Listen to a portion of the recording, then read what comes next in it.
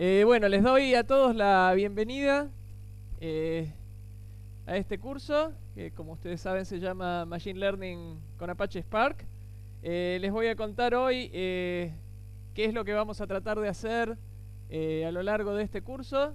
Van a ser 5 semanas en total. Voy a tratar de más o menos contarles cuál es la idea para cada una de estas semanas.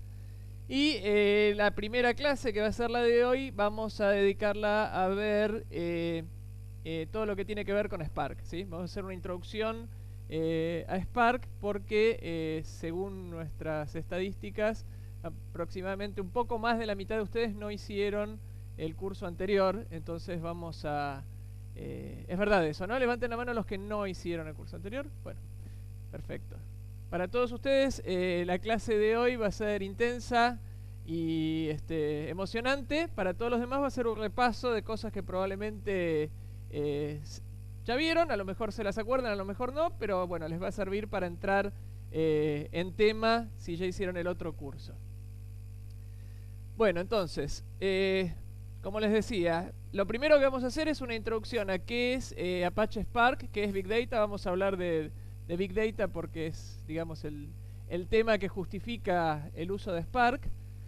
La clase próxima vamos a hacer una introducción, que en realidad no va a ser una introducción, sino que va a ser bastante más que una introducción a lo que es el tema de Machine Learning.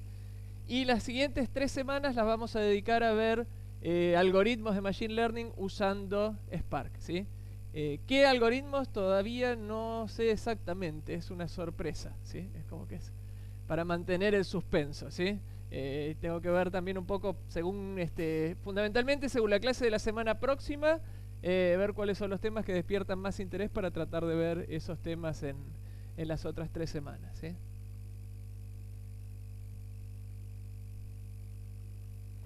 Bueno, tenemos que hablar de uno de los temas populares hoy en día, que es Big Data.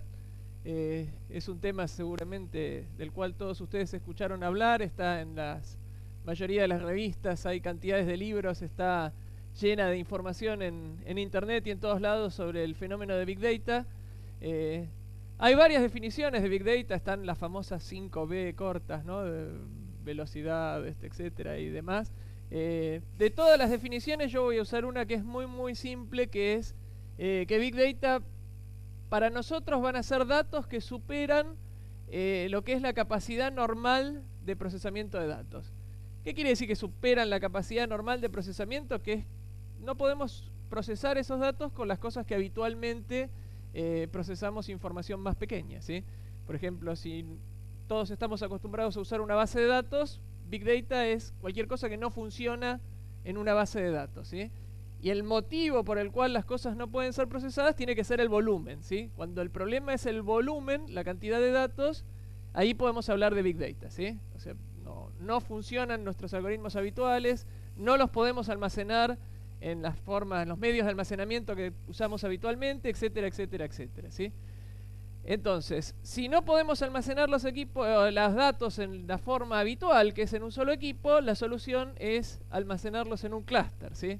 Vamos a suponer nosotros que la información está almacenada en un clúster, es decir, en varios equipos. Un clúster para nosotros va a ser un conjunto de equipos económicos, ¿sí? No tienen que ser servidores caros ni nada por el estilo, sino que pueden ser equipos de escritorio relativamente comunes. Pero de esos equipos vamos a tener muchos, ¿sí? Tenemos un clúster con muchos de esos equipos y eso es lo que vamos a usar. Por supuesto que la mayoría de nosotros no tiene un clúster en sus casas, ¿sí? A lo mejor algunos sí, pero no es algo del todo común. Entonces, sobre el final vamos a tratar de, si hay tiempo, de mencionar cómo podemos usar un clúster sin tener un clúster, que hoy en día es algo bastante sencillo, porque podemos alquilar el clúster en Amazon o en algún otro proveedor de este tipo de servicios, y es un proceso relativamente sencillo en el cual subimos los datos al clúster, corremos el algoritmo, nos bajamos el resultado y termina el proceso, ¿sí? Esa es una forma relativamente económica de poder usar un clúster sin tener que armar un clúster, sin tener que construir uno y tener que soportar toda la infraestructura del clúster. Bueno, el otro tema que es fundamental para poder hablar de Big Data es que los algoritmos normales no funcionan, ¿sí? Si los algoritmos normales funcionan, entonces no tendría sentido este curso, ¿sí? Usaríamos las cosas que usamos habitualmente. Cuando los algoritmos normales no funcionan porque el volumen de datos es muy grande, entonces necesitamos soluciones más eficientes. Bueno, hay muchas cosas, ¿no?, para mencionar sobre Big Data. Hay muchos lugares en donde podemos justificar esta cantidad de datos y demás. Por ejemplo, Yahoo News tiene hoy en día 13 terabytes y medio. El Internet Archive, que es como una especie de bóveda de todos los sitios, digamos, de Internet y de todo su estado a lo largo del tiempo, ya está en 80 terabytes. Y uno de los proyectos que más cantidad de datos genera hoy en día es este que se llama Sloan Digital Sky Survey, que lo que hace es, este es un telescopio, un conjunto de telescopios que van sacando fotos de distintas zonas del cielo nocturno incluso en distintas bandas, ¿sí? Por ejemplo en infrarrojo, cerca del rojo, en luz visible, etcétera, etcétera. Y todas esas fotos van cubriendo, con un telescopio ustedes cubren un pedacito así chiquitito del cielo, imagínense, ¿no?, que es una cosita así, y tienen que cubrir todo el cielo, entonces tienen que sacar muchas fotos, y eso se va repitiendo periódicamente, ¿sí? ¿Para qué sirve este proyecto? Este proyecto sirve fundamentalmente para encontrar cosas nuevas, encontrar galaxias nuevas, encontrar cuasares, encontrar clústeres de galaxias y cosas por el estilo. Sirve para clasificar galaxias, sirve para encontrar también cuerpos menores, fundamentalmente asteroides y cometas, en donde lo que tenemos que hacer es comparar dos fotos del mismo sector del cielo en dos momentos distintos y ver si hay algo que se movió, ¿sí? Con este proyecto se pueden encontrar un montón de esos cuerpos menores. Y este proyecto genera varios gigabytes por día, y hoy en día el set de datos que es público está en 2,5 petabytes. Eso para que se den una idea de esto es más o menos la cantidad máxima de datos que pude encontrar, digamos, públicos, ¿no? O sea, si uno quiere, me quiero bajar un set de datos gigante, ¿qué me puedo bajar? Bueno, este es un ejemplo, ¿no? Si tienen por ahí 2,5 petabytes libres, ¿no? ¿Qué hago con mis 5 petabytes que me sobran, ¿no? Bueno, se bajan los datos del SDSS y juegan con eso, ¿sí? Pero bueno, en definitiva hay un montón de proyectos que tienen un montón de datos, y lo más interesante de esto es que a lo mejor en muchos casos nosotros no tenemos muchos datos, pero no tenemos muchos datos simplemente porque no podemos manejarlos. Lo que yo siempre digo de estos cursos es que lo bueno de aprender estas herramientas es que a lo mejor a partir de estas herramientas uno decide que puede empezar a almacenar más datos de los que está almacenando, ¿no? Es como que uno tiene un nuevo superpoder. Yo ahora tengo la capacidad de procesar cosas más grandes, entonces esta aplicación mía que logueaba 2 cosas ahora va a loguear todo, ¿no? Ahora voy a loguear absolutamente todo, voy a saber si el usuario hizo clic acá, si movió el mouse, si tardó 2 segundos. Hay un montón de información que seguramente no están guardando y que pueden guardar siempre y cuando tengan la capacidad de procesarla, ¿sí? Bien.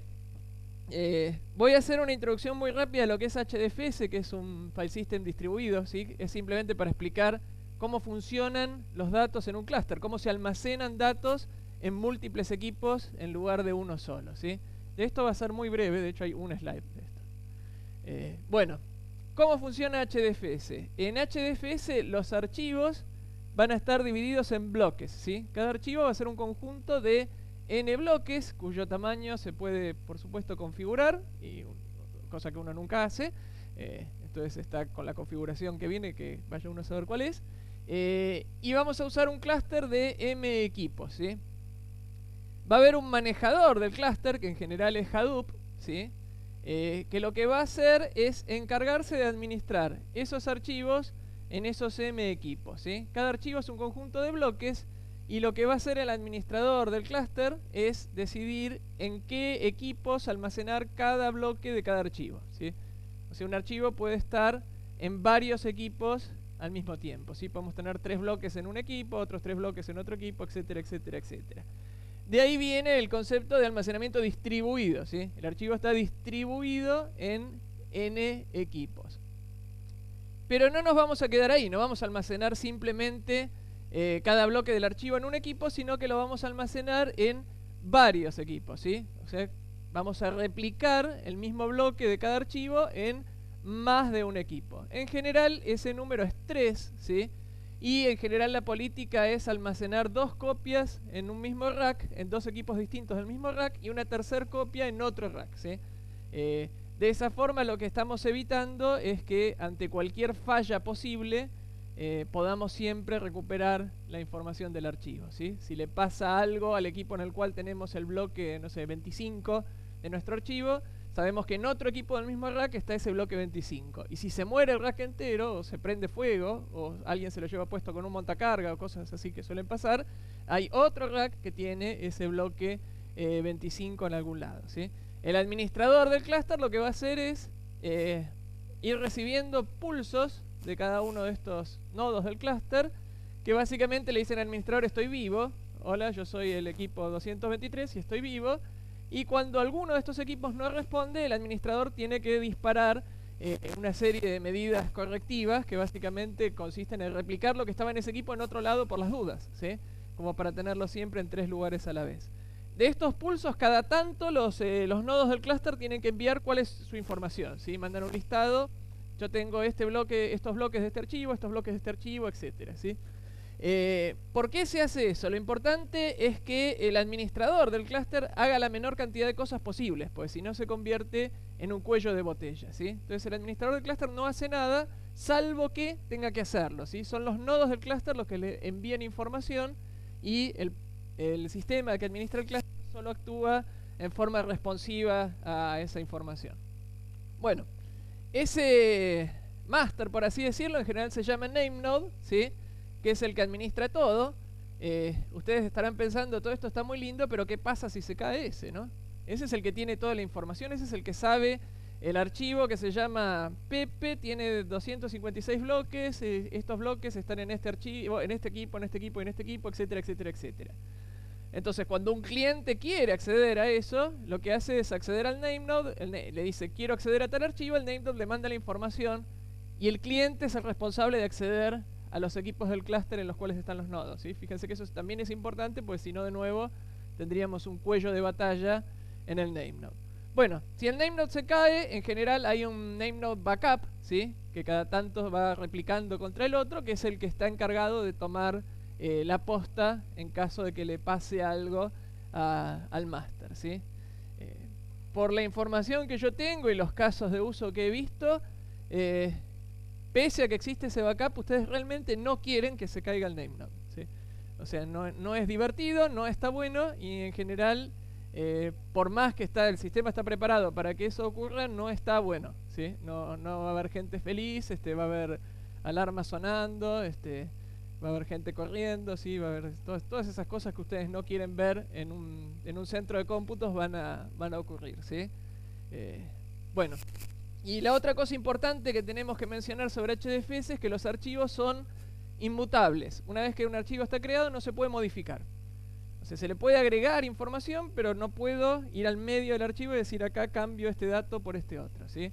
Si uno quiere modificar un archivo, tiene que tomar el archivo que ya existe y crear uno nuevo que va a tener la información actualizada. La conclusión de esto muy rápida es que esto evidentemente no sirve para procesos transaccionales, ¿no? O sea, esto no sirve para, no sé, para manejar transacciones de cualquier sistema que dé altas, bajas y modificaciones y algo así. Uno no tendría esa información distribuida, pues no tendría mucho sentido. Esto en general sirve como un repositorio de datos sobre los cuales después nosotros queremos correr algoritmos que aprovechen esa información y obtengan de esa información alguna inteligencia o en nuestro caso de Machine Learning, algún modelo que sirva para después, por ejemplo, para predecir cosas y cosas por el estilo, ¿sí?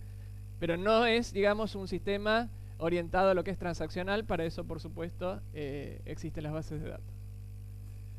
Bien, el lenguaje que vamos a usar a lo largo de este curso es Python. Spark viene con APIs para 3 lenguajes, que son Scala, Java y Python. La API oficial de Spark es Scala, porque es el lenguaje oficial de Spark.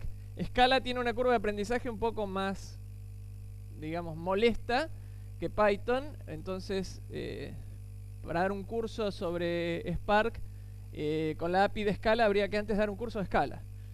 Lo bueno de Python es que podemos dar un curso de Spark con la API de Python sin que ustedes sepan Python, y igual va a funcionar, ¿sí? Eso tal vez habla bien de Python, ¿no? ¿Quién de ustedes, quiénes no tienen ni la menor idea de Python?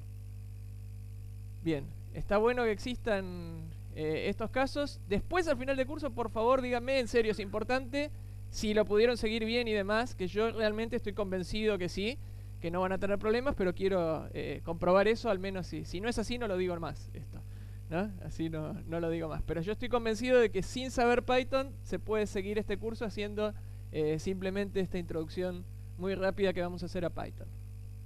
Bueno, los que ya sepan Python, acá simplemente me ayudan, me corrigen y demás.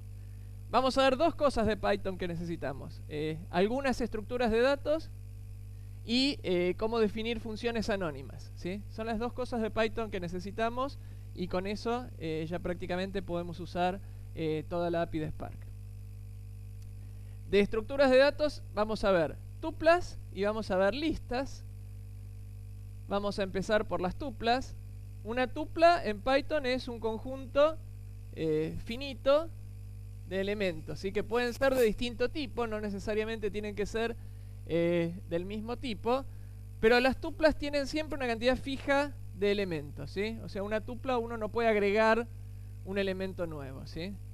Si una tupla tiene tamaño 3, siempre va a tener 3 elementos.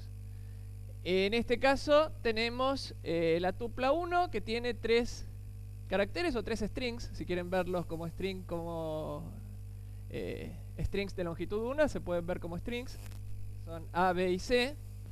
Y en la tupla 2 tenemos un caso de una tupla anidada dentro de la otra. El primer elemento de la tupla es un string y el segundo elemento de la tupla es otra tupla que tiene 2 elementos, ¿sí? ¿Vamos bien hasta ahí? La tercera tupla tiene... ¿cuántos elementos tiene la tercera tupla? 2, muy bien. El primero es una tupla de 2 elementos y el segundo es una tupla de 4 elementos, de los cuales el tercer elemento es una tupla de un elemento, ¿sí? ¿Está bien? Bueno, entonces, para practicar esto, lo único que necesitamos resolver el famoso problema de todos los lenguajes, que es, ¿qué es esto? ¿T1 sub 0 o T1 sub 1? 0, ¿sí? En Python las cosas se indexan desde 0, hay lenguajes en los cuales las cosas se indexan desde 1, por ejemplo en MATLAB, el primer elemento de un vector es el elemento sub 1, ¿no? Entonces, este es el principal problema que tiene la programación en el mundo, ¿no? Si pudiéramos resolver este problema, no sé, podríamos programar en cualquier cosa sin tener problemas. Pero bueno, indexando desde 0, entonces vamos a resolver estos 3 ejercicios que son ver cuál es el valor de T1 sub 1. Díganme. T1 sub 1 es B. Muy bien. Ahí está. Fantástico.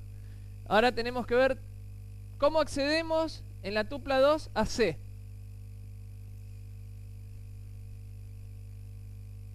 Uno, 1. Espectacular. Y en la tupla 3, ¿cómo llegamos a E?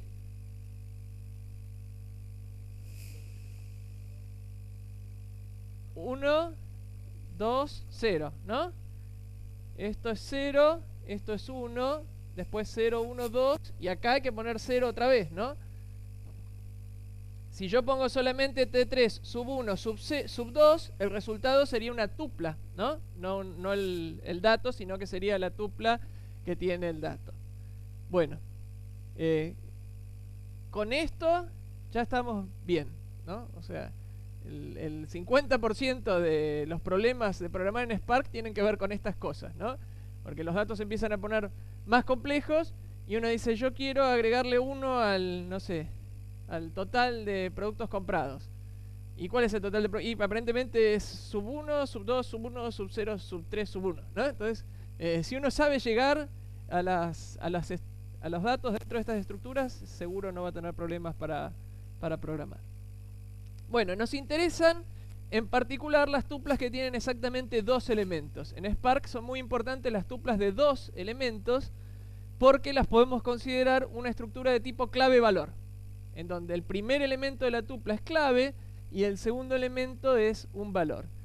Tanto la clave como el valor pueden ser una estructura compleja, ¿sí? Esto no quiere decir que tengamos archivos cuyos registros tienen 2 cosas, ¿no? Simplemente que tienen una clave y un valor, y el valor puede ser toda una serie de cosas, ¿no? Puede ser una tupla, por ejemplo, con un montón de datos, ¿sí?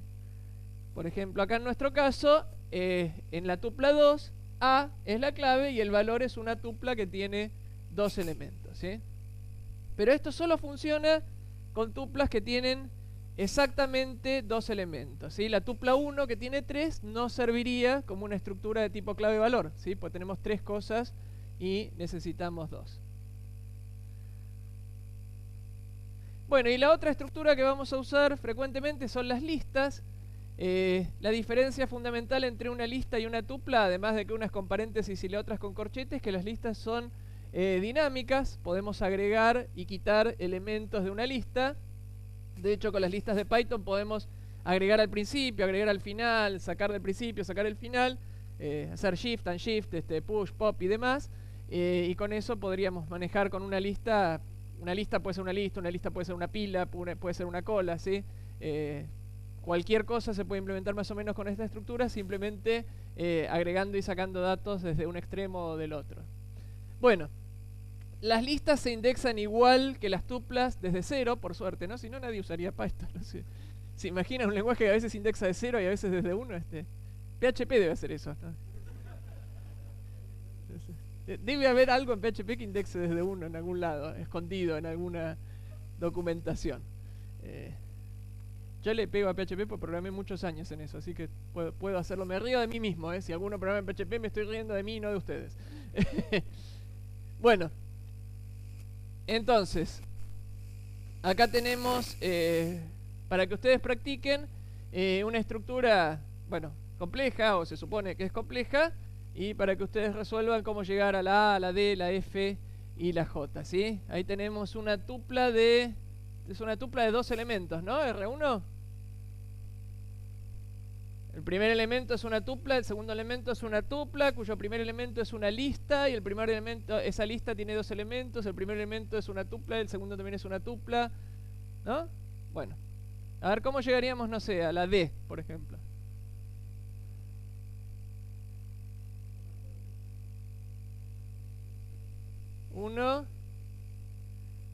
R1 sub 1, estamos acá. R1 sub 1 sub 0, estamos acá. R1 sub 1 sub 0 sub 0, estamos acá. Y R1 sub 1 sub 1 sub 0 sub 0 sub 0, estamos en la D. ¿Sí? ¿Estamos bien? Bueno. Eso ustedes después pueden... Los que no estén familiarizados con Python, después resuelvan eso como para practicar. Los que no estaban familiarizados con Python, ¿cómo vamos? ¿Vamos bien? ¿Sí? ¿Vamos bien? Sí. Lo siguiente que te vamos a definir son funciones anónimas, que las vamos a usar bastante, o que se usan bastante en Spark. Y básicamente la notación que usamos en Python para definir una función anónima es lambda. ¿Y cuáles son los parámetros de la función? En este caso solo x, 2 puntos, y qué es lo que hay que hacer con esos parámetros, ¿sí? Por ejemplo, lambda x más 1 es una expresión que me devuelve una función que no tiene nombre, por eso es anónima, que recibe como parámetro un dato, ¿sí? En Python, acuérdense, los tipos son dinámicos, así que recibe algo que no sabemos qué es, y nos devuelve ese algo más 1, ¿sí? Siempre y cuando para ese tipo de datos tenga sentido sumar 1, ¿no? Puede ser un entero, puede ser un flotante. ¿A un carácter se le puede sumar 1? ¿Existe eso? ¿Dónde están los super pythonistas? No, ¿no? No se puede, no se puede, no se puede, no. A un string tampoco. No, no. A un string se le puede sumar otro string y lo concatena, pero no un número. Bien, entonces eso serviría para los tipos numéricos, ¿está bien?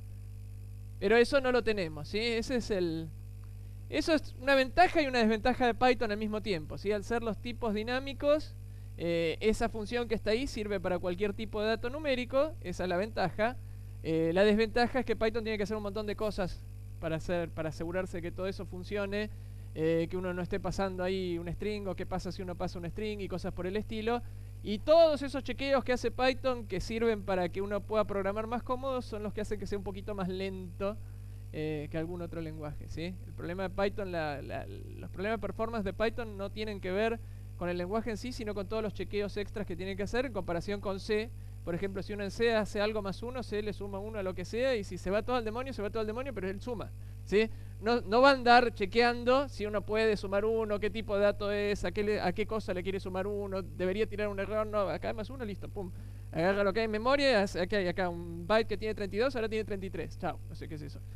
Pero bueno, eso obviamente tiene ventajas y desventajas. La ventaja es que todo funciona muy rápido y la desventaja es que perseguir errores es mucho más difícil, ¿no?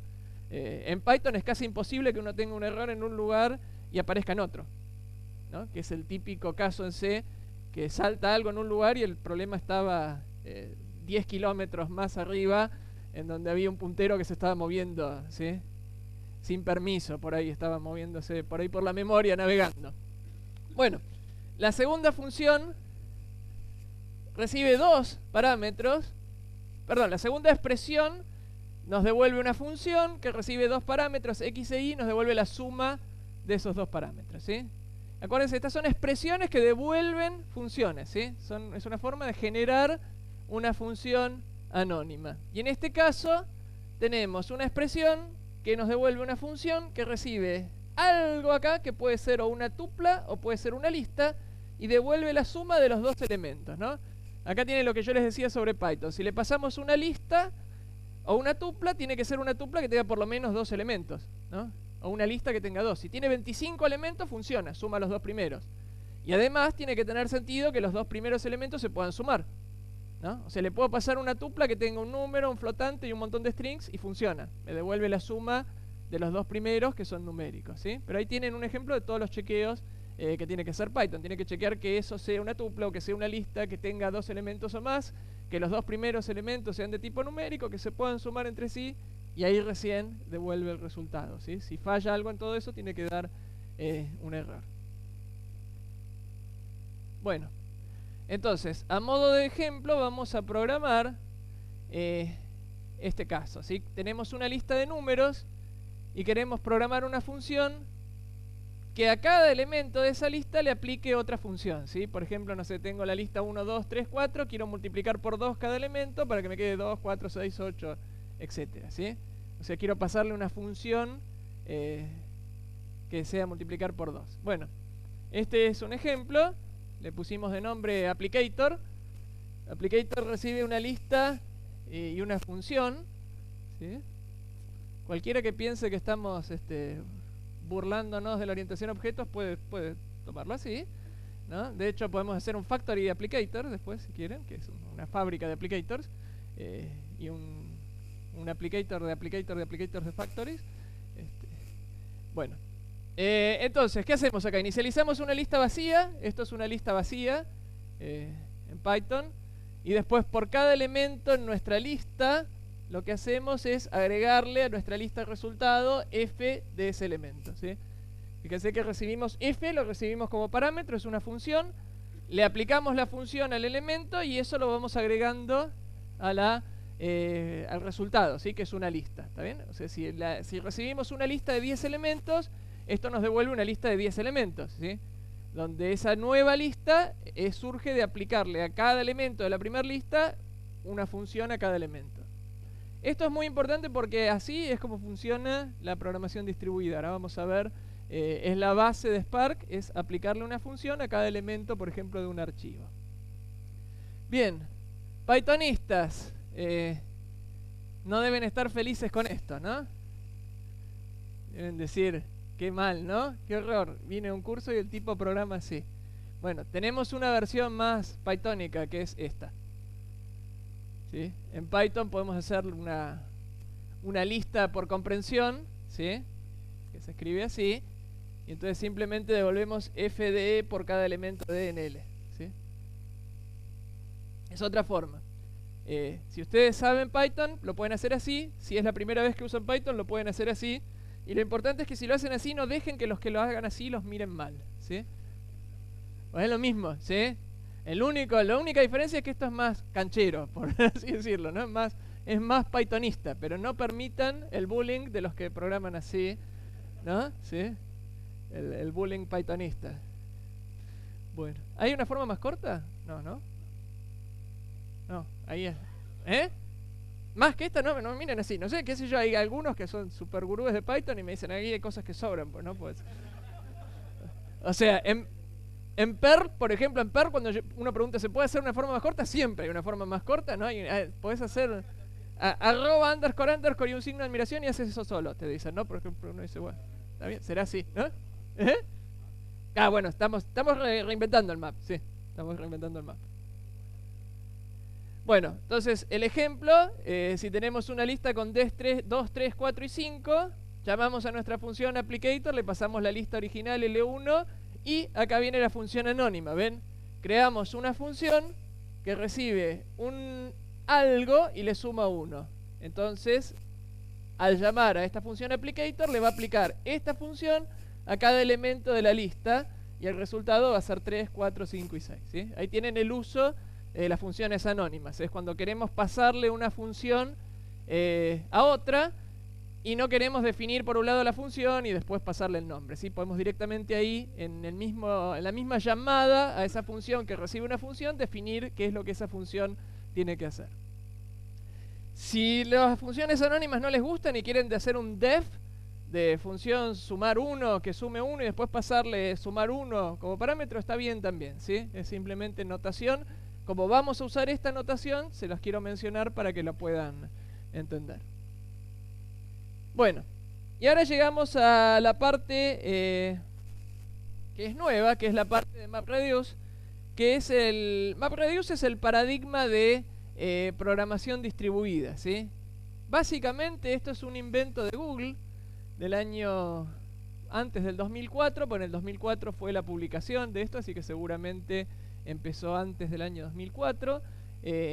Google a partir del año más o menos 1998 o algo así, cuando surge como empresa, cuando sale de Stanford, ya tenía armado un ambiente de programación distribuida, porque tal vez habría que preguntarle a Larry y Sergey si fue accidental o si fue intencional. El proyecto de Google empezó acumulando varias computadoras. Tal vez fue simplemente accidental porque iban juntando equipos que otros no usaban, ¿no? Iban consiguiendo en Stanford, no sé, el laboratorio de química les daba una máquina y agregaban una máquina más, y ahí iban armando el search, digamos, que ni siquiera se llamaba Google en ese entonces, con el algoritmo que era PageRank que ellos habían inventado y demás. Cuando Google se establece como una empresa, se dan cuenta que obviamente necesitan un entorno de programación distribuida, porque el proyecto de indexar todas las páginas de la web, por supuesto, no se podía llevar a cabo en un solo equipo, ¿sí? Era un proyecto que escalaba enormemente, tenía que escalar tan rápido como la web, y eso aparentemente era imposible, ¿no? Uno no puede escalar tan rápido como todas las computadoras del mundo juntas, o al menos el índice de todas las computadoras del mundo juntas tenía que escalar en la medida que escalaban los datos. Bueno, Google entonces inventó su propia versión de MapReduce, que siempre manejó internamente, y después de esta versión de MapReduce se publica este paper en el 2004 de Jeffrey Dean y Gemma Watt, y a raíz de este paper surge Hadoop, ¿sí? Hadoop es la versión open source del paradigma de distribución distribuida en MapReduce de Google, ¿sí? Entonces, a partir de Hadoop siempre existieron dos versiones de MapReduce, una interna de Google y otra que era Hadoop, ¿sí? O sea, Google usaba su propia versión y Hadoop era la que usaban todos los demás, ¿sí? Todas las demás empresas, en lugar de armar su propia versión de estos, empezaron a usar Hadoop, y por eso Hadoop se hizo muy popular, ¿sí? Hay algunas pequeñas diferencias entre el MapReduce de Google y el de Hadoop, que no tiene sentido verlas salvo que trabajen en Google, y también son difíciles de destacar porque no sabemos exactamente qué cosas van cambiando y qué cosas no. Lo divertido de todo esto es que nosotros ni siquiera vamos a usar Hadoop, sino que vamos a usar Spark. Ahora les voy a explicar por qué. Me pasé una transparencia de largo. Antes de seguir con esto, quiero hacer una muy breve distinción de qué diferencia hay entre lo que es procesamiento distribuido y procesamiento en paralelo, ¿sí? O sea, el procesamiento distribuido es un procesamiento en paralelo, pero es un procesamiento en paralelo en varios equipos, ¿sí? El procesamiento en paralelo no necesariamente es en múltiples equipos, sino que puede ser en un solo equipo, en múltiples threads o en múltiples cores o lo que sea, ¿sí? Uno puede tener un solo equipo y hacer procesamiento en paralelo. Pero uno no puede tener un solo equipo y hacer procesamiento distribuido, ¿sí? Eso es imposible. Si uno quiere hablar de procesamiento distribuido, necesariamente tiene que haber más de un equipo. Obviamente, cuando uno está programando y desarrollando, vamos a simular el entorno distribuido, ¿sí? Nosotros vamos a usar versiones locales de Spark o versiones que funcionan en un solo equipo, que lo que hacen es simular la existencia del clúster, ¿sí? Pero se supone que en producción esto va a estar funcionando sobre un clúster de n equipos. Bueno, MapReduce es un paradigma entonces de programación distribuida que está basado en dos operaciones que por supuesto se llaman map y reduce, ¿sí? De ahí viene el nombre. Map es la operación que genera el paralelismo, ¿sí? Map es la operación que nosotros queremos usar con mayor énfasis, ¿sí? Porque es la que va a permitir que las cosas funcionen rápido. ¿Qué es map? Map es hacer algo con cada registro de un archivo distribuido, ¿sí? Es aplicarle a cada registro de nuestro archivo una operación. ¿Qué operación? La que uno quiera, ¿sí? Podemos definir lo que querramos, pero le aplicamos a cada registro del archivo una cierta operación. Y como esto se aplica a nivel del registro, y no hay comunicación entre maps, ¿sí? Ninguna, no hay ni comunicación ni hay orden de procesamiento, ¿sí? Se pueden hacer en paralelo, ¿sí? Esta es la gracia del paradigma MapReduce, es poder hacer los maps al mismo tiempo en la mayor cantidad de equipos posible, ¿sí? Entonces, volviendo a lo que hablamos de HDFS, cuando hacemos un map, lo que va a hacer el administrador del clúster es ver, bueno, hay que hacer un map sobre todo el archivo. Este archivo tiene 4 bloques.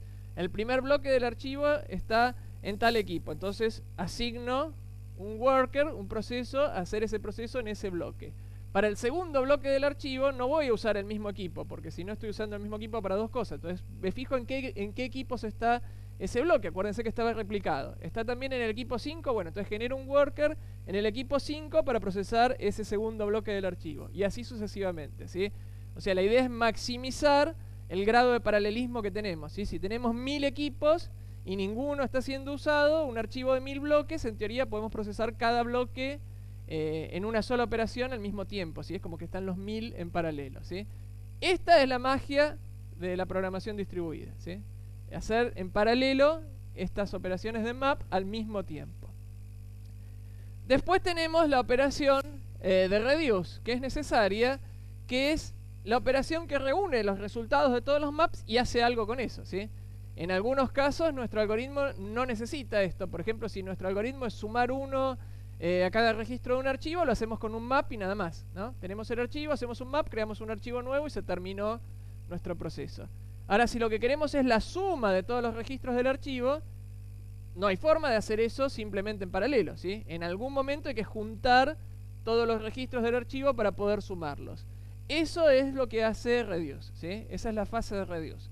La fase de reduce es costosa porque necesitamos transferir todos esos datos a un mismo lugar para procesarlos, ¿sí? Y eso implica copiar datos a través de la red, ¿sí? Acuérdense que si la información está distribuida en muchos equipos, en el momento en que yo necesito todo en un solo equipo, lo tengo que traer desde varios lugares ahí, ¿sí? Esa es siempre, pero 100% de las veces, el motivo, el lugar en el cual más tiempo tarda un proceso MapReduce, ¿sí? En la copia de datos a través de la red. Es casi imposible que haya otro problema en el algoritmo que no sea ese, ¿sí? O sea, lo que uno tiene que tratar de evitar siempre es cuántos datos hay que transferir para obtener el resultado final. Si minimizamos eso, estamos bien. Ahora vamos a ver algunos ejemplos. Entonces, vamos a definir cómo funciona map. Map va a ser una operación que recibe un archivo, ¿sí? Vamos a aplicarla a un archivo distribuido, ¿sí? Por ejemplo, en nuestro caso el archivo se llama file. Vamos a hacer file.map y le vamos a pasar una función. Y lo que va a hacer esto es generar un nuevo archivo, ¿sí? En el cual a cada registro de este archivo le aplicamos esta función f. Díganme si se entiende esto. Esto es súper importante. Es lo más importante de todo junto con el reduce. Entonces, la función f, esta función f, tiene que ser una función que reciba un registro del archivo y devuelva algo. Puede devolver cualquier cosa. Puede devolver un registro en el mismo formato o en un formato nuevo. Puede devolver más de un registro. puede devolver una lista de registros, ¿sí? Puede devolver lo que ustedes quieran, pero tiene que procesar un registro y devolver algo como el resultado de eso, ¿sí? Es flexible. Entonces recibimos un registro y devolvemos o una lista de registros en otro formato o un solo registro o lo que sea, ¿sí? Eso es lo... MAP no tiene restricciones en cuanto a qué hacer, ¿sí? ¿Preguntas hasta acá? ¿Vamos bien? ¿Sí? Bueno. Bueno, reduce. Reduce va a ser una operación que le vamos a aplicar también a un archivo distribuido. Y reduce lo que va a hacer es procesar los registros de este archivo de a 2. O sea, exactamente de a 2. Va a tomar 2 registros y de esos 2 registros va a generar un registro nuevo. Y después con ese registro nuevo y el tercer registro va a procesarlos de a 2 y va a generar un registro nuevo. Y con ese y el cuarto va a generar uno nuevo hasta que finalmente queda un solo registro en el archivo, ¿sí? Entonces, si esto está funcionando,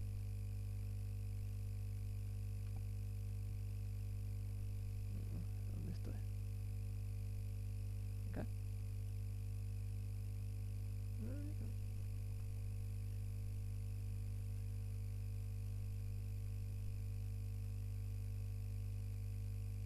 En algún lado tengo el pizarrón acá. Esto no. Esto lo que pasó acá es esto. Bueno. Esto es más o menos así. Supónganse que yo tengo una lista. Una lista.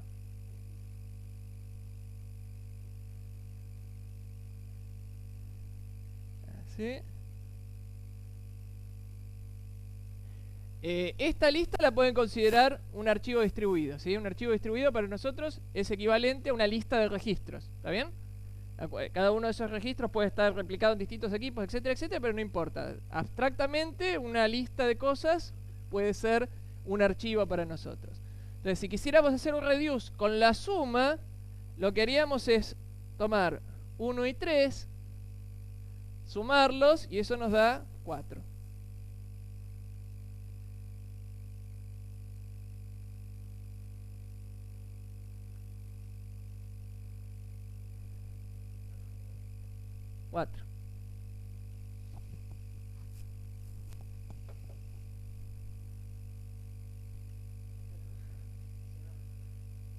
Cuatro. Ahí está. Ahora este 4 y este 5 nos dan 9. Lo pongo en romanos porque el pizarrón no funciona con los arábigos. Ahí está, 9. ¿Mm?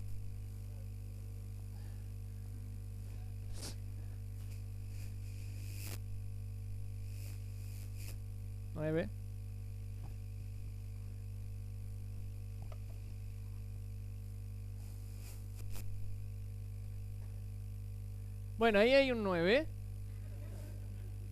Y con el 9 y el 8 final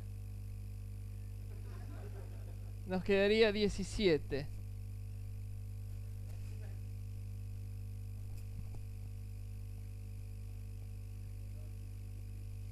Ahí está. Ahí está. Bueno. El pizarrón este está en venta. Después si alguien quiere nos puede consultar. Sí. También les podemos decir quién es el fabricante para que lo eviten, ¿no? Como la plaga. Bueno. De acá, ¿qué es lo importante? ¿Por qué hice esto, no? Ustedes dirán, esto es una tontería. ¿Por qué lo hice? Pues lo importante acá que les quiero mostrar es que reduce tiene que sí o sí devolver un registro que tenga exactamente el mismo formato que los dos que procesó, ¿no? Porque si reduce acá toma 2 números y acá en lugar de devolver un número devuelve una tupla, después no puede sumar una tupla y un número, ¿no? Y ahí tendríamos un problema, ¿sí? Entonces reduce, si este registro es un número y este es un número, el resultado sí o sí tiene que ser un número. Si no, no funciona reduce. Tiene que ser exactamente el mismo formato que estos. El mismo formato, ¿qué quiere decir? La misma cantidad de elementos, si esto es una tupla, ¿sí? Cada elemento del mismo tipo, etcétera, etcétera, etcétera, ¿sí? Para poder hacer esta operación.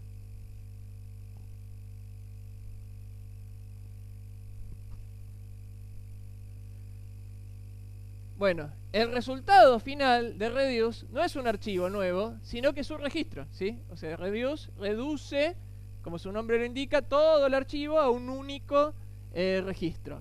Y ese único registro no es un nuevo archivo, sino que es algo que le devolvemos directamente al programa que está procesando los datos, ¿sí? Es un resultado final, un único registro.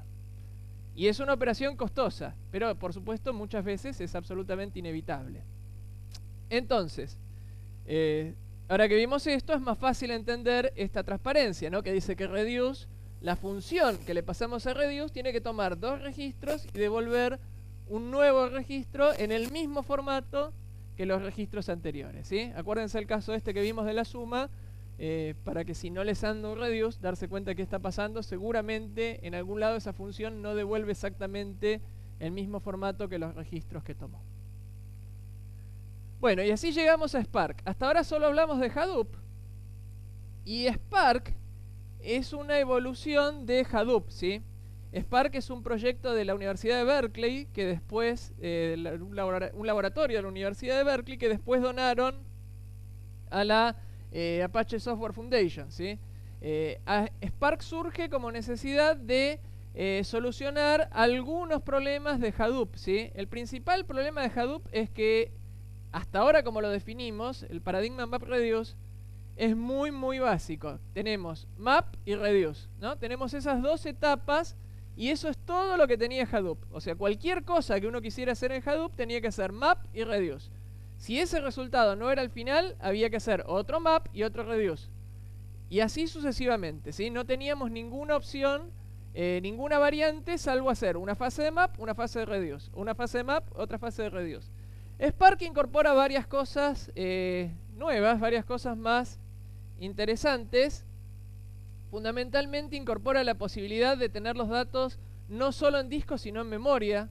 De tener la inteligencia de darse cuenta de cuándo los datos pueden estar en memoria y cuándo están en disco, de darle al que está programando la opción de cachear los resultados en memoria para poder volver a usarlos. Entonces el proceso que en Hadoop era lineal, en Spark ya tiene más una estructura de grafos, ¿sí? Yo puedo generar un resultado intermedio, ese resultado intermedio cachearlo, usarlo para otras dos cosas, de esos dos resultados generar un nuevo resultado, etcétera, ¿sí?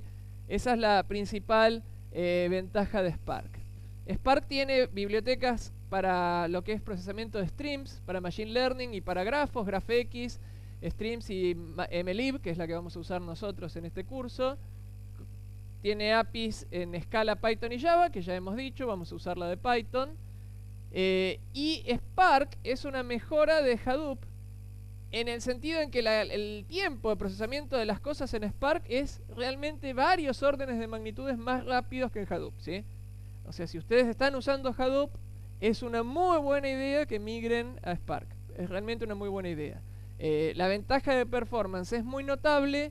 Y la otra ventaja es que Spark tiene un montón de cosas que evitan un montón de cosas que había que programar desde cero en Hadoop y que eran bastante molestas, ¿sí? O sea, la forma de programar en Hadoop era en general hacer en Java, redefinir la clase, el map, definir el reduce, y había un montón de cosas en Hadoop que se podían configurar tocando parámetros de Hadoop.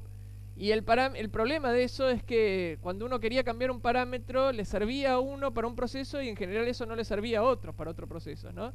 Entonces se armaban problemas de tipo, ¿quién cambió el tamaño, ¿no?, mínimo de una partición para estar en memoria? ¿Por qué dice 14 megas? Tiene que ser 300, ¿no? Y ese tipo de discusiones, cuando hay un solo parámetro en un solo lugar, no tienen forma de salvarse, ¿sí?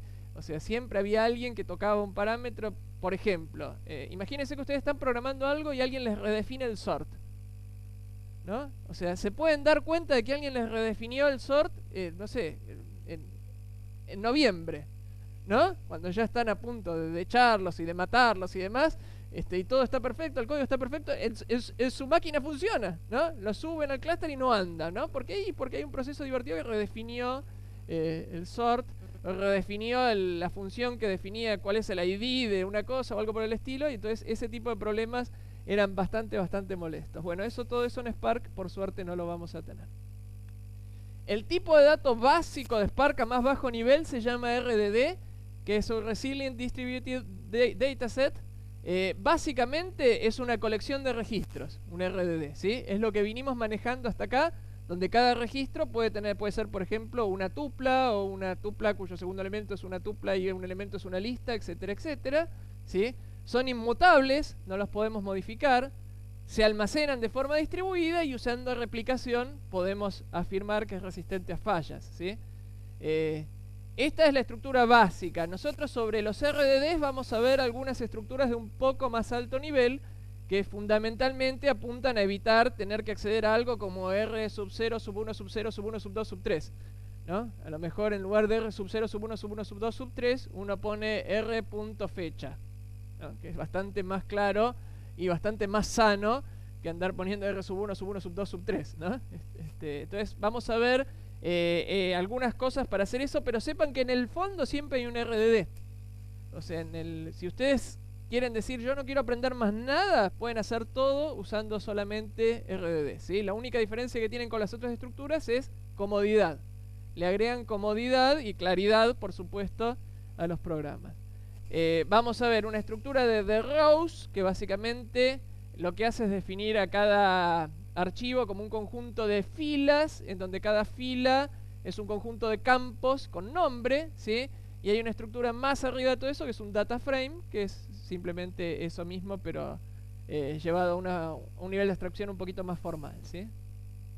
Bueno, los RDDs, como les decía, se van a almacenar en memoria, en disco o una combinación de ambos. Spark va a tratar de tener en memoria todo lo que pueda. Tenemos la posibilidad de cachear los resultados intermedios. La clave acá, después lo vamos a ver más adelante en el curso, pero uno tiene que cachear algo siempre que lo vaya a usar para dos cosas distintas, ¿sí? Esa es la clave en Spark. Si uno va a tener un resultado que va a usar para dos cosas distintas, hay que cachearlo, ¿sí? Esa es la clave, el secreto, el tip o algo así, ¿sí? Si tenemos algo que vamos a usar dos veces, sí o sí hay que cachearlo. Y lo que hay que entender de Spark es que el modelo de ejecución es lazy, ¿sí? ¿Qué quiere decir que es lazy? Quiere decir que Spark no va a hacer absolutamente nada salvo que tenga que hacerlo, ¿sí? Por ejemplo, está en Spark y dice, bueno, a cada registro de mi archivo sumarle 1. ¿Qué hace Spark? Nada. ¿Por qué? Y porque si uno quiere sumarle 1 a cada registro del archivo, yo no tengo por qué sumarle 1. ¿Por qué? Porque todavía no usé nada con eso. Uno dice, bueno, a cada registro de archivo sumarle 1 y después quedarte únicamente con los que son mayores que 10. ¿Qué hace Spark? Nada, ¿no? Uno dice, bueno, y si uno dice, ahora, de los que son mayores que 10, mostrame los 3 primeros. ¿Ahí qué hace Spark? Ahí hace todo, ¿no? Porque ahí uno le está pidiendo los resultados. Spark dice, bueno, quiere los 3 primeros, entonces lamentablemente voy a tener que sumarle 1 a cada uno, ver cuáles son los mayores a 10 y de estos quedarme los 3 primeros. Pero como Spark sabe que uno se está quedando los 3 primeros, no va a generar 12.000 registros, por ejemplo, ¿no? Entonces, si tiene en algún momento la posibilidad de optimizar por ese lado, lo va a hacer. Lo fundamental es que sepan que el modelo de ejecución es lazy, ¿sí? Hasta que uno no use los datos para algo, por ejemplo, para, no sé, mostrarlos por pantalla, bajarlos a un archivo de texto, copiarlos a algún lado, generar algo con eso, hasta que uno no use esos resultados, Spark no va a hacer absolutamente nada, ¿sí? Eso es bueno porque le permite definir cuál es la mejor estrategia de ejecución para todo el proceso, ¿sí? Por ejemplo, si uno dice sumar 1 a todos los registros del archivo y después devolverme el primer registro, Spark ¿qué va a hacer? Va a sumarle 1 al primero y lo va a devolver, no va a sumarle 1 a todos, ¿no? En definitiva, si uno quiere saber cuánto es el primer registro más 1, ¿no? Y uno lo suma a todos, si uno solo quiere saber el primero, no tiene por qué sumarlo a todos. Y esa es la clave. Si Spark no fuera lazy, uno dice sumar 1, entonces Spark va y suma todo 1, ¿no? Entonces uno dice dame el primero y sumo 1 a todos los demás. Sí. Hadoop, en teoría no. En teoría no. Si tiene eso en alguna versión, no sabría decirte. Hay un momento de quiebre en el cual era todo medio gris entre Hadoop y Spark, porque, digamos, Spark era una cosa, Hadoop era otra, y había una zona así gris medio en medio. Pues Spark funciona sobre Hadoop. Así que siempre hay alguna cosa ahí medio gris, pero no. Llega un momento en el cual yo al menos me desentendí de Hadoop y me dediqué a Spark, así que no sabría decirte que si Hadoop... el modelo de Hadoop también es lazy, pero como es solo map y reduce, no tiene mucha variante para hacer esto. Bueno, en Spark vamos a ver ahora rápidamente una introducción a la API de Spark. Y vamos a ver que las operaciones que podemos hacer en Spark se dividen en dos grandes grupos. Vamos a tener por un lado transformaciones y vamos a tener por otro lado acciones, ¿sí? Esas es como, no sé, si uno quisiera tomar un examen de Spark diría, bueno, ¿cuáles de estas son transformaciones y cuáles son acciones, ¿no? Ustedes cuando lleguen a sus casas pueden tomarle eso, no sé, a alguien. Sirve para hacer exámenes, eso sí. Bueno, ¿cuáles son las diferencias? Las transformaciones son lazy, ¿sí? Las transformaciones no hacen nada, salvo que haya alguna acción después, ¿sí? Las acciones son las que disparan toda la cadena de ejecución, ¿sí? Y en general, las acciones son el punto final de un proceso en Spark, ¿sí? O sea, un proceso en Spark es una serie de transformaciones y una acción al final. Si no hay una acción al final, todas esas transformaciones no hacen nada, ¿sí? Acuérdense de eso. Y no puede haber en general más de una acción. Porque si hubiera más de una acción, necesitaría... Una acción en general genera un resultado que no es un nuevo archivo, entonces uno no puede aplicar una acción al resultado de una acción, ¿sí? Tendría que cachear un resultado intermedio y a ese intermedio generarle dos acciones. ¿Está bien? Esa sería la forma. Bueno, ¿cómo funciona todo esto? La aplicación en la cual nosotros vamos a estar programando en Spark se llama Driver, ¿sí? Es el nombre. El driver es el programa que nosotros corremos, ¿sí? Es el lugar en el cual nosotros estamos programando. Y cuando el driver genera una acción, Spark define la estrategia de ejecución y genera los que se llaman los executors. Los executors son los que van a ejecutar todas esas operaciones en forma distribuida, ¿sí? Los maps van a correr en distintos equipos, después va a copiar todo a algún equipo. Tiene que decidir un montón de cosas Spark, ¿sí? Tiene que decidir en qué equipos correr los maps, cuántos maps correr, a qué equipo asignarle ejecutores y a cuáles no. Acuérdense que Spark esto lo va a determinar en función de qué cosas está haciendo cada equipo, qué cosas piensa que está haciendo cada equipo, qué tiempo de respuesta tiene cada equipo, qué tanto espacio libre tiene en un equipo o en otro, etcétera, etcétera, etcétera. Con toda esta información es que va a hacer todo esto, ¿sí? Entonces Spark va a interactuar con Hadoop, que es el manejador del clúster, y en cada uno de estos equipos del clúster va a generar una tarea o un worker, que es el que va a encargarse de generar algo, un map, ¿sí? Este worker puede trabajar en memoria y en disco, o puede trabajar tanto en memoria como en disco, ¿sí? De acá lo que falta es que cuando queremos hacer un reduce o queremos hacer alguna operación que necesita registros de más de un lugar distinto del archivo, todo esto hay que copiarlo a algún otro lado, algún otro nodo del equipo, y ahí procesar esa tarea final, ¿sí? Y acuérdense que ese copiado es siempre la parte más costosa de todo el proceso. Bueno, ¿vamos bien?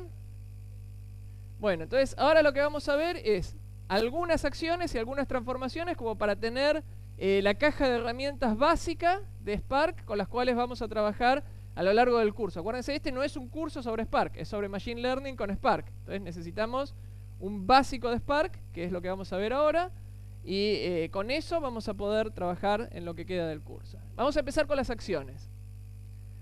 Las acciones se aplican a un RDD. Acuérdense, un RDD es un archivo distribuido, y lo que nos van a devolver es alguna estructura de datos local, ¿sí? En general puede ser o una lista, o un diccionario, o algo por el estilo de Python, ¿sí? En general es una lista que representa un registro, ¿sí?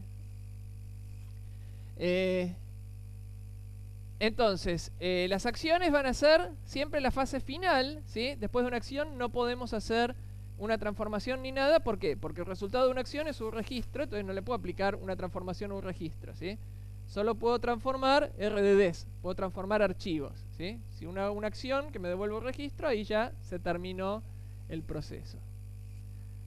Bueno, vamos a ver algunas acciones básicas. La primera acción que vamos a ver se llama collect, y es muy simple. Toma todos los registros del RDD y los devuelve al programa, ¿sí? Esta es una operación potencialmente muy peligrosa, ¿sí? Si ustedes tienen un RDD que ocupa 2 terabytes y hacen un collect, lo que Spark va a tratar de hacer es agarrar esos 2 terabytes, copiarlos a través de la red al equipo en el cual están ustedes y cargarlos en memoria, ¿no? Con lo cual es probable que cuando eso termine, si es que alguna vez termine, el equipo explote, ¿no? Porque uno va a tener que tener en memoria los 2 terabytes de todo el archivo. Entonces, en general, hay que evitar el uso del collect salvo que uno sepa exactamente qué es lo que está haciendo, ¿no? Está bueno poner un comentario antes de un collect poniendo yo estoy seguro de que esto es, como esto solamente tiene 3 registros, hago un collect y me los traigo los 3, ¿no? Una forma, ¿no? de demostrar que uno está seguro de lo que está haciendo. Pero acuérdense que collect tiene potencialmente la capacidad de traer todo un archivo a memoria, ¿sí? Tiene que entrar en memoria. Y además lo tiene que transferir desde todo el clúster al equipo en el cual estamos nosotros, ¿sí? Es muy útil cuando uno está debugueando, que uno está usando datos chiquititos, ¿no? Uno tiene un set de pruebas de 10 registros, le hago una transformación, hago un collect y me fijo cómo quedaron mis 10 registros, ¿no? Después uno se olvida el collect y cuando de esos 10 registros son 20 millones, explota todo, ¿no? Porque había quedado, es como el print, ¿no?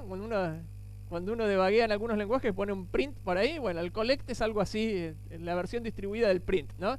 A ver, ¿qué es lo que tiene mi archivo? ¿Qué demonios tiene mi archivo? Ya no sé qué tiene. Voy a hacer un collect para ver qué tiene, ¿no? Acuérdense de cuando suben a producción eso tiene que salir, ¿sí? No puede estar esos collects por ahí. Todavía no hay muchas reglas de etiqueta en cuanto al pasaje de desarrollo a producción de Spark porque es algo muy nuevo, ¿no? Pero en algún momento van a empezar a surgir cosas de tipo no puede haber un collect en producción, ¿no? Y eso podría ser una regla interesante y que tiene sentido, pues hay formas de evitarlo. Bueno, take es la versión un poco más civilizada de collect. Porque take uno le dice cuántos registros del archivo quiere traer. Entonces uno hace un take de 1 y eso devuelve un registro del archivo. Así sean 10, 20 o 30 millones, trae exactamente un registro. Entonces este es un print un poco más civilizado, porque si uno se fija el formato que tiene un registro, todos los demás tienen el mismo, ¿no? Entonces en general para saber qué le hizo uno a un archivo, alcanza con hacer un take de 1.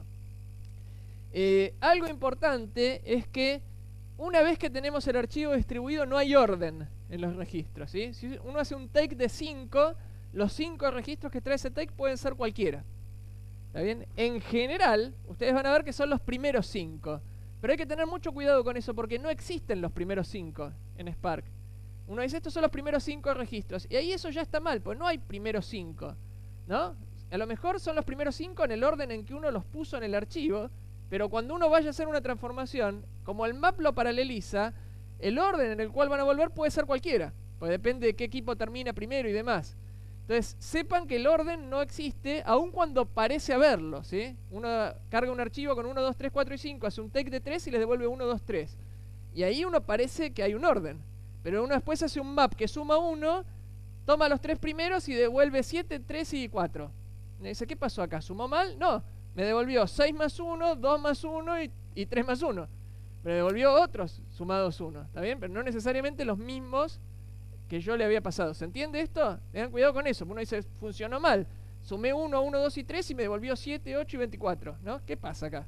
El problema es que, como eso está distribuido, evidentemente terminó antes el que tenía esos registros y esos son los que aparecen primero. Bueno, take order devuelve los primeros n registros ordenados de menor a mayor. Acá hay un sort en el medio, ¿sí? O sea, para poder hacer un take order, Spark tiene que ordenar los registros del RDD. Esta operación es costosa, ¿sí?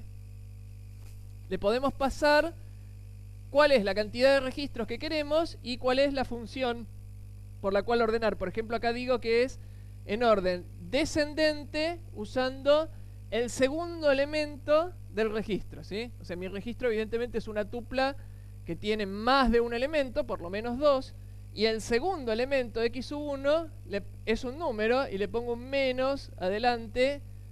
Con un string debe funcionar igual el menos, ¿no? Menos de un string debe funcionar igual para ordenar, hay que probarlo, pero creo que sí. Y le digo que el orden es descendente. El orden por default es ascendente, que nunca sirve, ¿no? En general uno siempre quiere las cosas descendentes. ¿Por qué? Porque en el mundo de Big Data uno quiere los 10 más tal cosa, los 20 más comprados, los 50 más visitados, los 10 avisos más caros, los 10 avisos más cliqueados. Nunca quiere los primeros, los más chicos, ¿no? Entonces el orden siempre hay que darlo vuelta. Una curiosidad de esto. Y take order implica un sort, ¿sí? No es magia. Acá hay un tema que habría que revisar el código de Spark hoy en día, pues esto cambia todo el tiempo. Y habría que ver si cuando uno hace un take order de 5, si Spark ordena todo y devuelve los primeros 5, o si en realidad está haciendo algún tipo de selección de los 5 más grandes, ¿no? Porque hay si uno quiere los 5 elementos más grandes, no necesita hacer un sort. ¿Estamos de acuerdo? Vamos a simplificarlo. Si uno quiere el elemento más grande de una lista, no necesita hacer un sort. En eso estamos de acuerdo. Si uno quiere los 2 elementos más grandes, tampoco necesita un sort, ¿no? O sea, en definitiva, solo el sort hace falta cuando uno necesita los n elementos más grandes, ¿sí? Cuando la cantidad de elementos que uno necesita depende del tamaño del archivo, ahí es que el sort es necesario. Si la cantidad de elementos es constante, hay algoritmos más rápidos para devolver esos elementos. No sé exactamente qué hace Spark, yo tengo la sospecha de que debe ordenar todo igual. Realmente tengo esa sospecha. Entonces vamos a tomarlo como que es necesario ordenar todo el archivo, incluso para hacer un take order de 3 o de 4 o de 5. Habría que revisar eso. Así que esta es otra función que hay que usar con responsabilidad, pues si el archivo ocupa 3 terabytes, un take order de un archivo de 3 terabytes implica ordenar los 3 terabytes, y para ordenar hay que llevar todos los datos a un solo equipo. Spark tiene que agarrar todos los datos que están distribuidos, llevarlos a un solo equipo, hacer un sort, un merge, de ahí tomar los registros que uno quiera, devolverlos al driver, ¿sí? Y ahí tenemos los resultados. Pero fíjense que simplemente un take order de 3 implicó copiar todo el archivo a través de la red, ¿sí? Así que ahí hay cuellos de botella que a lo mejor uno no ve si no tiene en cuenta qué está pasando.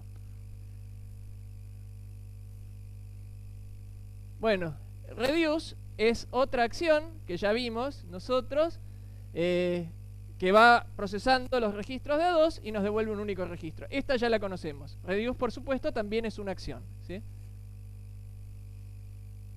Y ahora vamos a ver algunas transformaciones, ¿sí? Las transformaciones las vamos a aplicar a un archivo, un RDD, y nos van a devolver otro RDD. ¿Está bien? Esa es la diferencia con una acción. Una transformación transforma un RDD en otro.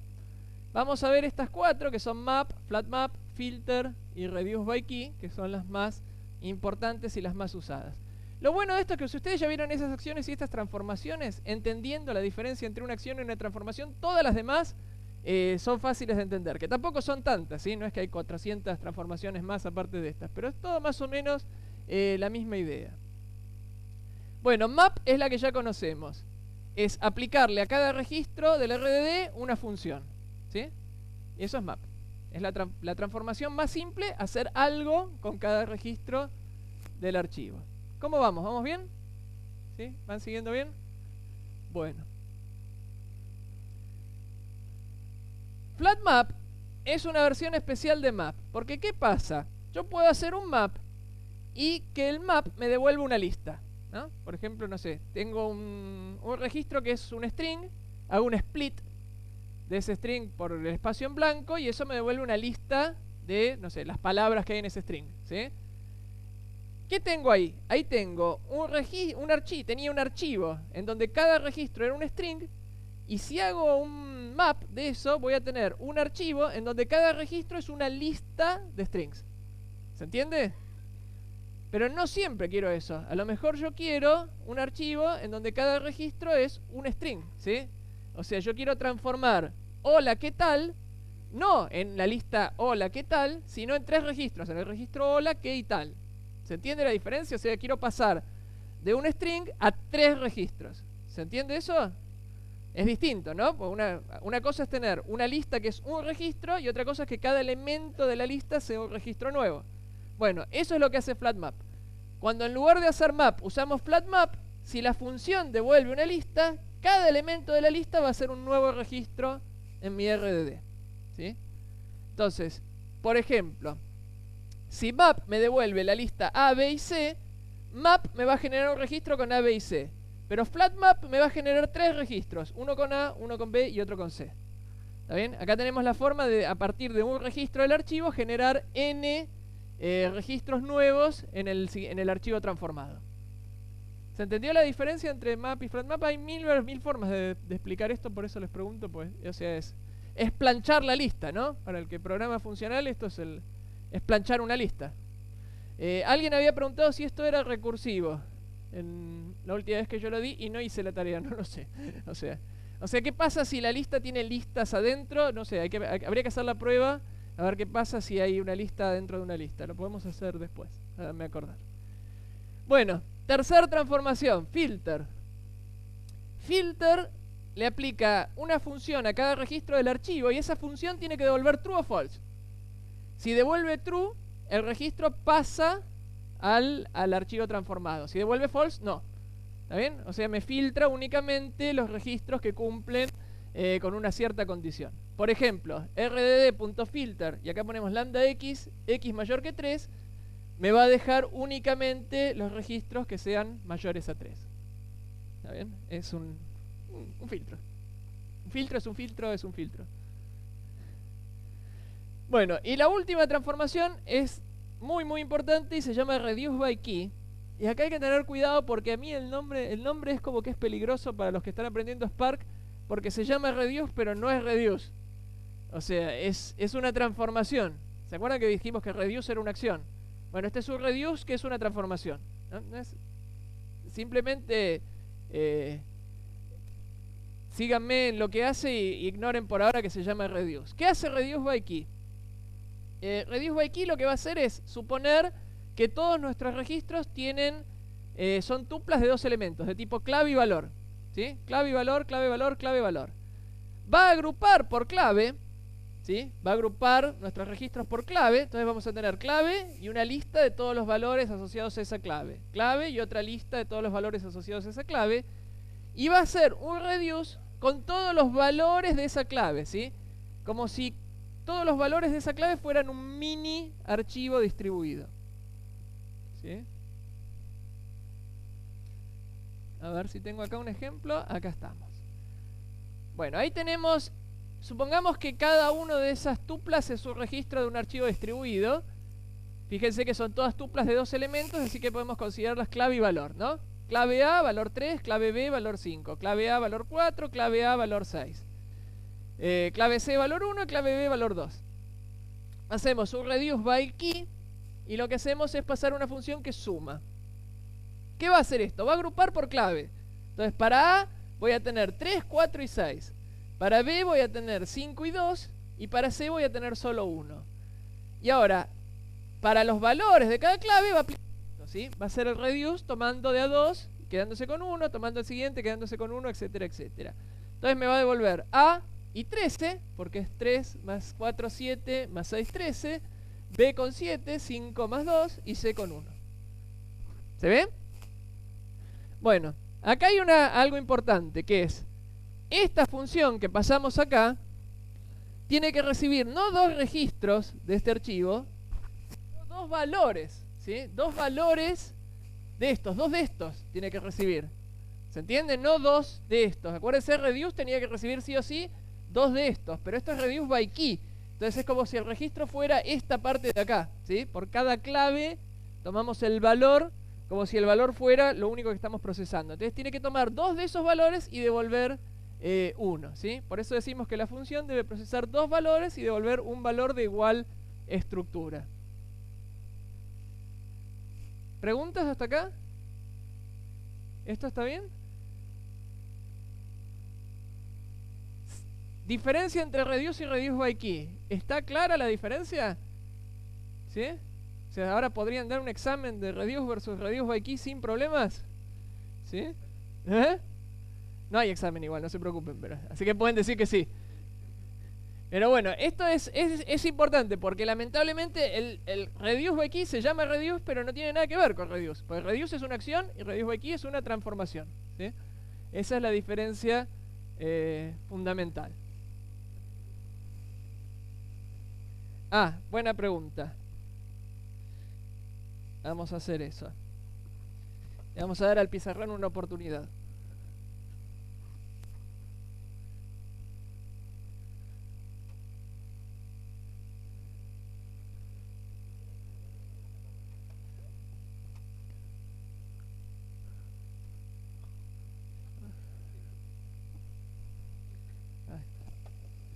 Bueno, si tenemos, vamos a hacerlo a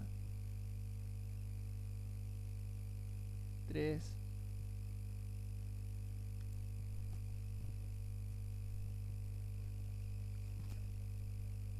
¿Eh? Sí, pero no se lo merece. acá yo tengo... Permiso, voy a cruzarme el proyector acá. Acá yo tenía un Spark por si queríamos hacer alguna prueba de algo. Esto lo vamos a empezar a usar recién a partir de la tercera semana. Después les voy a contar por qué.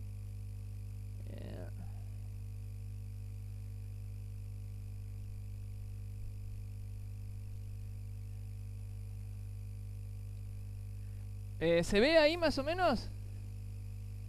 ¿Se ve bien? Sí. Bueno, este es el ambiente que vamos a usar para en la semana 3, 4 y 5 para los algoritmos de Machine Learning que vamos a ver en Spark. Se llama Jupyter. No sé si ustedes lo conocen o no, pero es un ambiente para correr notebooks en Python en donde podemos ir mezclando código de Python con texto explicativo y cosas por el estilo, ¿sí? Entonces le vamos a dar a cada uno de ustedes una instancia de esto para que ustedes puedan programar y hacer ejemplos y demás, ¿sí? En definitiva es como tener todo ahí, ya está Spark instalado, ya está todo funcionando, en teoría. Ahora voy a ver si está funcionando, esto podría no andar, pero vamos a hacer algo del estilo, vamos a crear una lista,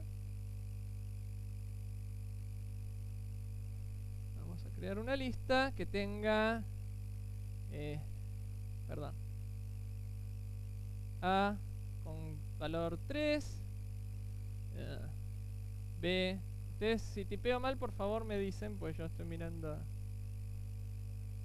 Gracias. B con valor 5. Otra A con valor, pongamos 6. Ahí estamos. Y ahora podemos crear un RDD con esto, que es SC. Ahí está. Ven, con tab completa Jupyter. Es una de las cosas buenas de Jupyter, es que con tab, recién yo hice esto así, y no es que escribí muy rápido, apreté tab, ¿no? Tal vez no tengo que decir esto, impresione más, ¿no? Bueno, mirá la velocidad que programa el tipo, ¿no? Bueno, esta operación parallelize lo que hace es, en este caso le paso una lista y la paralelizamos y hay que ponerle en cuántas particiones. Obviamente es todo de juguete, ¿no? Así que ahí no va a pasar absolutamente nada. Y ahora lo que podemos hacer por ejemplo un rdd1.collect. Y ahí acuérdense que esto no hay que hacerlo, no lo intenten en sus casas, ¿no? Y ahí tenemos nuestro RDD, ¿sí? Esta es una forma de crear un RDD para debuguear a partir de una lista, por ejemplo, ¿no? Hay formas de crear un RDD a partir de un archivo de texto, que está acá abajo, después lo vamos a ver. Bueno, nosotros, como este es el curso de Machine Learning, vamos a crear RDDs a partir de archivos de texto, ¿sí? En general archivos CSV, en donde vamos a tener los datos separados por coma y después vamos a procesarlos. Pero bueno, acá hemos venido a probar qué diferencia hay entre reduce y reduce by key. Entonces vamos a hacer lo siguiente, primero vamos a hacer el reduce by key. Reduce by key, vamos a hacer lo siguiente. Vamos a hacer un print de rdd1.reduce by key.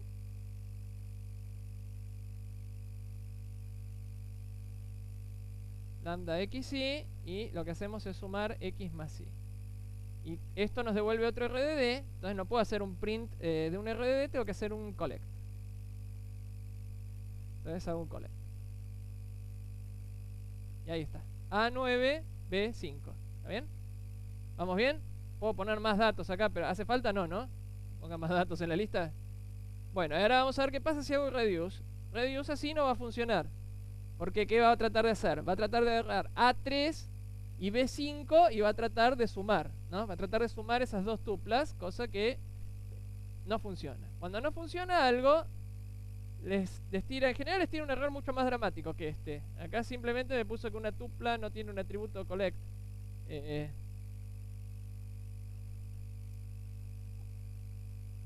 Entonces, si quisiéramos hacer esto usando únicamente reduce, ¿qué tenemos que hacer? Recibimos x e y y tenemos que devolver una tupla. ¿Está bien? Tenemos que devolver una tupla. El primer elemento de la tupla tiene que ser la clave. Supongamos que quiero sumar todos los valores. La clave no me interesa, entonces pongo algo, coma, y acá tengo que devolver la suma de los valores. Entonces acá pongo x sub 1 más y sub 1. Solamente ahora lo probamos.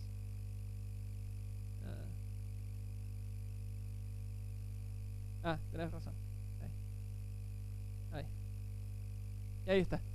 ¿Ven? Se entiende la diferencia, ¿no? De lo que hice en este caso, el reduce hice para sumar todos, ¿no? Pues obviamente si quiero sumar por clave, tengo que hacer reduce by key. Pero si quisiera sumarlos todos, la forma de sumarlos todos sería con un reduce. Y el reduce tiene que procesar 2 tuplas y tiene que volver una tupla. Entonces algo hay que ponerle a la clave de la tupla. Pueden ponerle obviamente null o lo que sea, ¿no? Una cosa por el estilo. Y si hacemos el reduce sumando directamente, vamos a ver qué pasa. Acá estamos sumando directamente las tuplas. Fíjense, obviamente, esto que hice de poner con punto, ahí es como pueden ir encadenando las operaciones en Spark. Y acá tenemos esto. Las concatenó. ¿Ven? Entonces ahí en Python cuando suman tuplas, las concatena. Bueno, ahí tienen las 3 variantes para ver la diferencia entre reduce by key y reduce. Y cómo es importante reduce tener en cuenta qué tipo de dato tenemos para que reduce devuelva el mismo tipo de dato. Y qué pasa, por ejemplo, si uno suma tuplas en Python, ¿no? Que es algo que uno se preguntó siempre, ¿no? Sí. ¿No? ¿Qué pasará si uno suma unas tuplas? ¿No? Tengo un Python ahí y quiero sumar unas tuplas. ¿Qué pasará? ¿Qué pasará? Bueno, eso pasa. Bien. Les quiero mostrar acá un ejemplo que teníamos del curso anterior, para los que no lo hicieron, obviamente, simplemente para que tengan un vistazo de procesamiento en Spark. Acá lo que vamos a hacer es cargar este archivo, que son las obras completas de Shakespeare. Alguien preguntó si estaban incluidos los sonetos. Sí, están incluidos los sonetos. No sé por qué eso es importante, pero están. Entonces, convertimos esto en un RDD y hacemos acá un take. Este count es otra acción, es una acción que no vimos, ¿ven? Pero ahora saben una acción nueva que devuelve la cantidad de registros de un RDD, ¿sí? Es una acción que devuelve un número, y ese número es la cantidad de registros del RDD. En este caso tenemos 68.116 líneas. En teoría estas son las obras completas de Shakespeare, ¿sí? 68.116 líneas. Y si hacemos un take de 15, me va a devolver, ¿qué cosa? 15 líneas. ¿Qué estaría mal decir? Las primeras 15, ¿no? Si alguien dice las primeras 15, uno le hace ¡ta! ¿No? Tipo, puede ser cualquiera, ¿no? No está definido en Spark el orden, ¿no? Entonces, son las primeras, pero son las primeras 15. Es casualidad, ¿no? O sea, que sean las primeras 15 no quiere decir que sean las primeras 15. ¿Se entiende? Entonces, son las primeras 15 porque son las primeras 15, no porque son las primeras 15. Bueno. Después lo que vamos a hacer es un map para sacar la puntuación y convertir a minúsculas y demás, ¿sí? Un poco de limpieza, esto siempre hay que hacerlo con los datos, ¿sí? Esto es lo que nos devuelve, es más o menos lo mismo, pero en minúsculas y sin puntuación y demás. Bueno, y ahora estamos acá, ¿me van siguiendo? Acá estamos en el de arriba, ¿sí? Conectando de nuevo, no sé a qué se está conectando de nuevo. Ahí está, bueno. Acá lo que vamos a hacer es un flat map pasándole como función split, ¿sí? O sea, vamos a tomar cada string, vamos a hacer un split por el espacio en blanco, eso me va a devolver una lista de palabras. Entonces lo que voy a crear es un RDD que va a tener un registro por cada palabra de los textos de Shakespeare, ¿sí? Obviamente va a haber repetidos. Entonces vamos a hacer este ejemplo. Después acá hay un filter simplemente para eliminar las palabras que tienen longitud menor, longitud 0, ¿sí? O sea, las palabras vacías, las líneas vacías. Bueno, y estas son, ¿qué son estas? 15 palabras de las obras de Shakespeare, no las primeras 15. 15 palabras cualquiera, sí, pero son las primeras 15. Bueno, y ahora lo que vamos a hacer es contar cuántas veces, cuáles son las palabras que más veces aparecen en las obras de Shakespeare, ¿sí? Es el famoso word count, que es algo así como el hello world de la programación distribuida, es contar cuántas veces aparece cada palabra en un texto. Hacemos un map en donde por cada palabra, ¿sí? Cada X es una palabra, generamos una tupla que tiene a la palabra como clave y un 1, ¿sí? O sea, si teníamos hola, nos queda hola 1. Decía hola mundo, nos queda hola 1, mundo 1, ¿sí? Hola, ¿qué tal? Nos queda hola 1, que 1, tal 1, ¿sí? Etcétera, etcétera, etcétera. Hacemos un count y eso nos da la cantidad total de palabras, ¿sí? Esto nos debería dar la cantidad total de palabras, no de palabras distintas, sino la cantidad total de palabras de las obras de Shakespeare, ¿sí? Porque tenemos un registro por cada palabra. Después hacemos un reduce by key, que lo que va a hacer es tomar a la palabra como key y sumar, ¿qué cosa? La cantidad de unos que haya, ¿no? Entonces eso me va a dar la cantidad de veces que aparece cada palabra. Y vamos a ver 10 de esas palabras y después vamos a hacer un take order, ahí sí, de las 15 palabras más populares, ¿sí? A ver. Hay 567.954 palabras en Shakespeare. Estas son algunas y estas son las 15 más populares. Que como pueden ver no son muy interesantes, ¿no? Son de, of, and, a, to, in, he, was, that, it, his.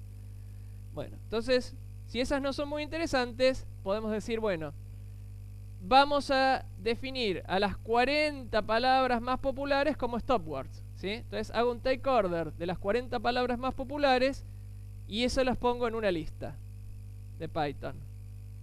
Esta es una lista que tiene las 40 palabras más populares de Shakespeare y después yo podría, por ejemplo, filtrarlas, sacar esas palabras y ver cuáles son las más populares filtrando esas. Eso no lo hice. Acá lo que hacemos es plotear la distribución de las palabras.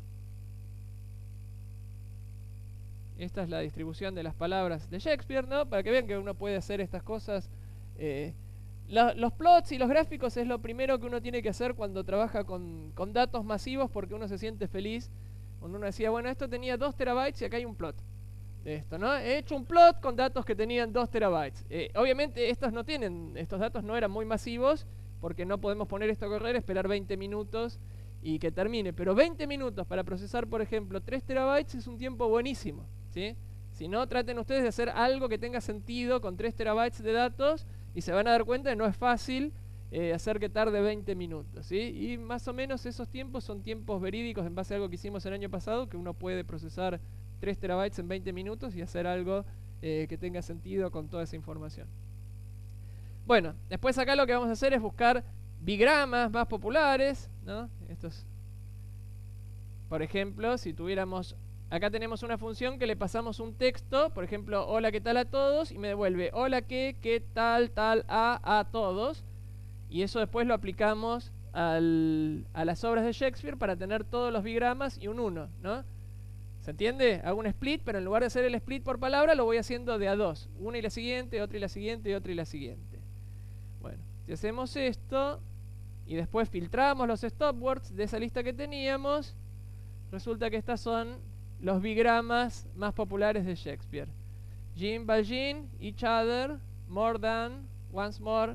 No sé si alguno es seguidor de Shakespeare y esto le resulta fascinante o no, pero estos son los bigramas más populares de las obras de Shakespeare sacando los stopwords. O sea, ninguno de estos bigramas tiene ni de, ni a, ni of, ni to, ni nada de eso, ¿sí? Los hemos sacado todos. Si no los sacamos,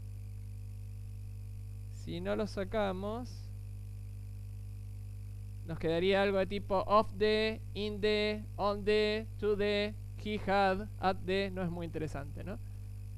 Y alguien había preguntado cuáles eran las palabras menos usadas de Shakespeare. Y acá están.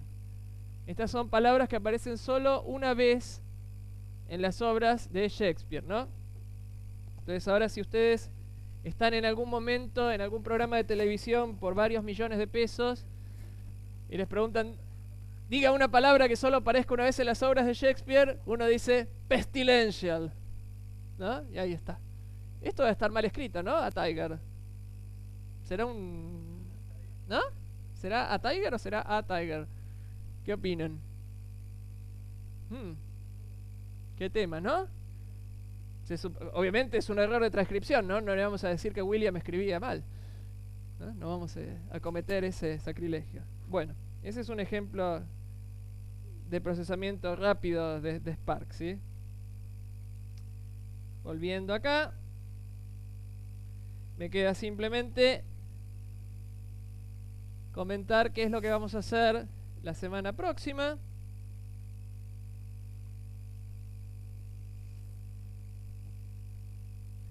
Vimos reviews y reviews aquí. Y la semana próxima vamos a tomar, ya vimos Spark, vamos a dedicarla a ver Machine Learning, ¿sí? En concreto vamos a tratar de hacer, en las 2 horas que tenemos del curso, vamos a tratar de hablar todo lo que podamos sobre Machine Learning. Para los que no están familiarizados con Machine Learning, puedan hacer una introducción al tema.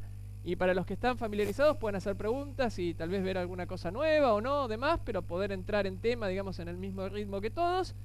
Y vamos a hablar de todas esas cosas. Vamos a hablar de overfitting, de underfitting, ¿sí? De qué es la varianza, qué es el bias, ¿sí?